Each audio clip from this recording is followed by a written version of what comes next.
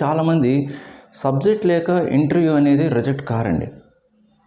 Subject ఉండి కూడా చాలామంది రిజెక్ట్ అవుతుంటారు. దానికి మెయిన్ రీజన్ ఏంటంటే భయం. ఈవెన్ క్యాంపస్ ప్లేస్మెంట్స్లో ఎక్కువ ఫ్రెషర్స్కి అయితే ఇది ఎక్కువ ఫేస్ చేస్తుంటారు. ఎందుకంటే వాళ్ళకి ఎక్స్పీరియన్స్ ఉండదు కాబట్టి, ఫస్ట్ టైం ఒక ఇంటర్వ్యూ అటెండ్ అవుతుంటారు కాబట్టి వీళ్ళు ఎక్కువ ఛాలెంజ్ ఫేస్ చేస్తుంటారు. Even experience people also.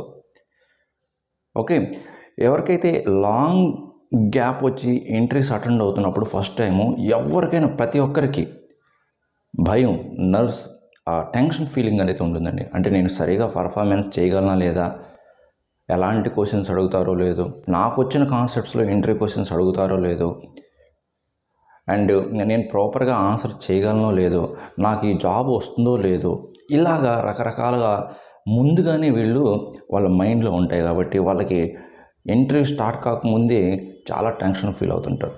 ఈ భయాన్ని మనం కానీ ఓవర్కమ్ చేసామంటే మీరు 2-3 ఇంటర్వ్యూస్లోనే ఈజీగా ఇంటర్వ్యూ అయితే క్రాక్ చేస్తారు, క్లియర్ చేస్తారండి. డెఫినెట్గా ఇదే అండి మెయిన్ రీజన్. సబ్జెక్ట్ ఎలా అయినా వస్తుంది, ప్రిపేర్ అవుతూ ఉంటే అది వస్తుంది. సో మీరు ప్రిపేర్ అవుతూ ప్రాక్టీస్ చేస్తూ ఉంటే ఆ సబ్జెక్ట్ అనేది వస్తుంది. బట్ ఎంత ప్రిపేర్ అయినా, ఎంత మీకు ప్రాక్టికల్ నాలెడ్జ్ ఉన్నా, ఈ భయం అనేది కానీ మీలో ఉందంటే ఇంటర్వ్యూ టైంలో, సో మీలో మీ వాయిస్, మీరు ఆన్సర్ చేసేటప్పుడు కాన్ఫిడెంట్ అనేది మీ వాయిస్లో కనిపించదు.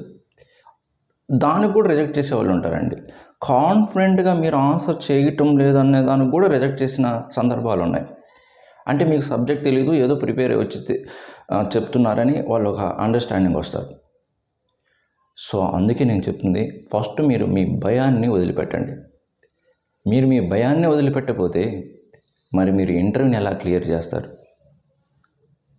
సో అందుకే నేను చెప్తున్నాను, ఎవరైనా సరే టెన్షన్ పడకండి. ఫస్ట్ ఇంటర్వ్యూ మాత్రం నర్వస్ ఫీలింగ్ ఉంటుంది ఎవరికైనా. దాన్ని కూడా ఓవర్కమ్ చేయడానికి ట్రై చేయండి. మీరు ఒక ఫ్రెండ్లీగా ఆ కూర్చున్న పర్సన్ని ఒక ఫ్రెండ్లీ పర్సన్గా అనుకోండి. నాకు లాస్ట్ ఇంటర్వ్యూ అయితే కాదు, ఇంక ఇది నాకు లైఫ్ అయితే ఎండ్ అయితే కాదు, ఇలాగ మనం ఆలోచించుకొని కొంచెం కాన్ఫిడెంట్ మనకు మనం చెప్పుకొని కాన్ఫిడెంట్గా ఇంటర్వ్యూ అటెండ్ అవ్వండి. డెఫినెట్గా ఇంటర్వ్యూ అయితే సక్సెస్ అవుతారు. And first question and second questions కొంత మనకు టెన్షన్గా ఉన్నా కూడా థర్డ్ క్వశ్చన్ నుంచి మనకి అలవాటు అయిపోతాం. ఆ ఇంటర్వ్యూతో కొంచెం కమ్యూనికేట్ అయిన తర్వాత ఆ టెన్షన్ అనేది కొంత అయినా సరే కంట్రోల్ అవుతుంది. సో ఇలాగ 1 or 2 ఇంటర్వ్యూస్ అటెండ్ అవ్వగానే మీకు ఇంకా కామన్ అయిపోతుంది, ఇబ్బంది ఏమి ఉండదు. ఎవరైతే ఇంటర్వ్యూస్ అటెండ్ అవుదామని భయపడే వాళ్ళు ఫస్ట్ మీ భయాన్ని వదిలిపెట్టండి.